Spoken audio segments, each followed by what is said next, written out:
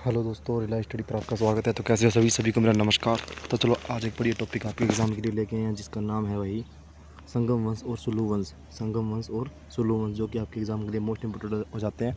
आपको पता है कि हमने हर दिन 20 MCQ क्वेश्चन चलाते हैं रिलाइज स्टडी पर, जो कि आपके एग्ज़ाम के लिए वेरी इंपॉर्टेंट होता है। CGL CSL और MTS स्टेट एग्जामों की जो बच्चे तैयारी करें उनके लिए मोस्ट इंपॉर्टेंट हो जाती है क्लास। तो आज का अपना टॉपिक है, अगर आपने पुरानी वीडियो नहीं देखी है 20 MCQ प्रश्नों की तो उनको भी देख लेना। और एक टॉपिक वाइज हमने प्ले लिस्ट बना रखी है जिस पर आप अच्छे खासे व्यूज़ आ रहे हैं हमारे, तो उनको भी अच्छे से देख लेना और आपके एग्ज़ाम के लिए प्रिपेयर हो जाना भाई। ठीक है, तो चलो अपना आज का ये पहला प्रश्न है विजयनगर साम्राज्य का संगम वंश और सुलु वंश से रिलेटेड। तो चलो, विजयनगर साम्राज्य की स्थापना किस वर्ष हुई थी? तो 1206, 1336, 1526 और 1565। तो राइट आंसर अपना हो जाता है 1336 में। ठीक है, उसके बाद विजयनगर साम्राज्य की स्थापना किसने की थी? विजयनगर साम्राज्य की स्थापना किसने की थी? तो अपना राइट आंसर हो जाता है option A, option B, option C और ऑप्शन डी। तो राइट आंसर अपना हो जाता है हरिहर और बुक्का। हरिहर प्रथम ने और बुक्का ने की थी। ठीक है, उसके बाद विजयनगर साम्राज्य का पहला राजवंश कौन था? आज हम थोड़ा जल्दी करवाते हैं चलो आपको, वैसे भी हम फास्ट करवाते हैं क्योंकि आपका टाइम वेस्ट ना हो उसके लिए। विजयनगर साम्राज्य का पहला राजवंश कौन था? तो तुलु वंश, अरुवंश, संगम वंश और सलु वंश।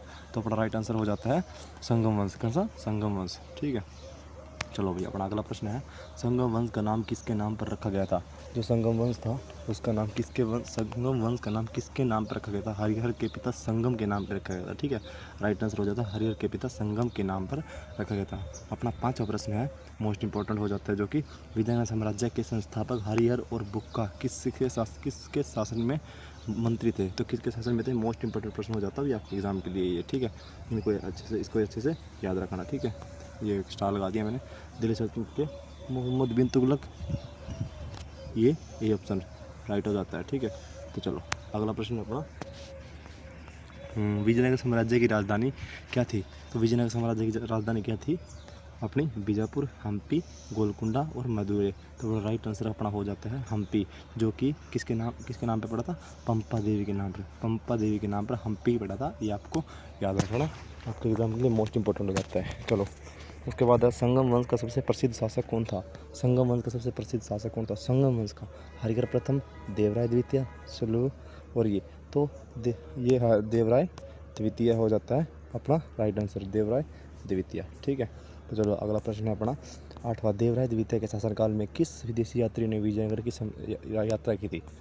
देवराय द्वितीय के शासनकाल में किस विदेशी यात्री ने विजयनगर की यात्रा की थी? तो अब्दुल रजाक। ठीक है, राइट आंसर अपना हो जाता है अब्दुल रजाक। ये है, इसको याद रखना है आपको। चलो आपके एग्जाम के लिए मोस्ट इंपोर्टेंट हो जाता है।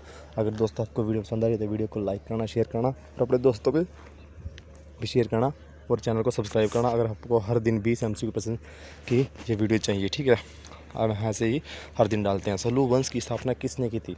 सलू वंश की स्थापना की थी हरिहर प्रथम ने, देवराय द्वितीय ने, सलू वंश ने और नरसिंह ने और सदाशिव राय ने। तो अपना राइट आंसर हो जाता है ये देवराय द्वितीय। क्या है? देवराय द्वितीय ने की थी। ओके, उसके बाद अगला प्रश्न है आपका, सलू वंश ने किस वंश का स्थान लिया था? तो सलू वंश ने किसका स्थान लिया था? संगम वंश का। किसका? संगम वंश का लिया था स्थान। उसके बाद अगला प्रश्न है अपना, सुलु वंश का शासनकाल कब से कब तक माना जाता है? तो सुलु वंश का शासनकाल कब से कब माना जाता है? ये सुलु वंश का शासनकाल 1485 से 1485 से 1505, 1485 से 1505 तक माना जाता है। विजयनगर साम्राज्य के इतिहास का प्रमुख स्रोत कौन सा है? इतिहास का मतलब कि वो इस इतिहास का प्रमुख स्रोत में कहाँ से इसके इतिहास का पता लगता है? तो विदेशी यात्री का विवरण, वेद पुराण, जातक कथाएं। तो अपना राइट आंसर हो जाता है विदेशी यात्री के विवरण, इनसे ज़्यादा इनका पता लगता है इसके इतिहास का। इसका विजयनगर साम्राज्य के इतिहास का, क्योंकि उनके टाइम में बहुत ही ये यात्री आए थे। हम्पी किस नदी के किनारे स्थित है? मैंने आपको बताया भी, हम्पी का नाम पंपा देवी के नाम पर पड़ा था, ये आपको याद रखना है। हम्पी किस नदी के किनारे स्थित है? कृष्णा नदी के, गोदावरी नदी के, तुंगभद्रा और कावेरी। तो राइट आंसर अपना हो जाता है तुंगभद्रा नदी के किनारे। ठीक है, तुंगभद्रा नदी के किनारे हो जाता है, ये अपना राइट आंसर हो जाता है। उसके बाद अपना अगला प्रश्न है, संगम वंश के बाद विजयनगर में कौन सा वंश आया था? संगम वंश के बाद कौन सा आया था? सुलु वंश, मौर्य वंश, चोल वंश और गुप्त वंश। तो सलू वंश आया था, ठीक है। राइट आंसर सलू वंश, ठीक है। ये अपना राइट आंसर हो जाता है। उसके बाद विजयनगर साम्राज्य की स्थापना का मुख्य उद्देश्य क्या था? विजयनगर साम्राज्य की जो स्थापना हुई थी उसका मुख्य उद्देश्य क्या था, मतलब किसके लिए उसकी स्थापना हुई थी? तो दक्षिण भारत में हिंदू सत्ता को मजबूत करने के लिए उसकी स्थापना हुई थी, ठीक है। ये मैं आपको आपके एग्जाम के लिए मोस्ट इंपॉर्टेंट हो जाता है, इसको आपको याद रखना है। उसके बाद अगला प्रश्न है अपना, हरिहर प्रथम और बुक्का किस वंश से संबंधित है? हरिहर प्रथम और बुक्का किस वंश से संबंधित है? संगम वंश से, सलू वंश से, तुलु वंश से और अरविदु वंश से। तो ये अपना राइट आंसर हो जाता है संगम वंश, जो कि अपना सबसे पहला वंश था इसका विजयनगर साम्राज्य का, ठीक है। ऐसे फिर सुलु वंश, तुलु वंश और अरविंद वंश आ जाता है, ठीक है। विजयनगर साम्राज्य का पतन किस युद्ध के बाद हुआ? तो किस युद्ध के बाद हुआ? तो विजयनगर साम्राज्य का तालिकोटा का युद्ध। इसका तालिकोटा का युद्ध के बाद विजयनगर साम्राज्य का पतन होना स्टार्ट हो गया था। तालिकोटा का युद्ध किस वर्ष हुआ था? 1526 में पानीपत की पहली लड़ाई हुई थी। 1565 में नहीं, 1605 में, और ये 1707 में। तो अपना राइट आंसर हो जाता है 1707 में तालिकोटा का युद्ध हुआ था, ठीक है। सलू नारसिंह ने किसके बाद सत्ता संभाली? सलू नारसिंह था जो, उसने किसके बाद? संगम वंश के कमज़ोर होने के बाद, ठीक है। किसके? संगम वंश के कमज़ोर होने के बाद उसने सत्ता संभाली थी, ठीक है। इसके बाद आपको याद रखना है।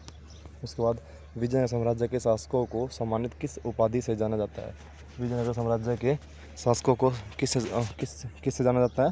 तो राय की उपाधि से जाना जाता है। इसमें इसका सबसे बढ़िया शासक था जिसका नाम था कृष्ण देव राय, ठीक है।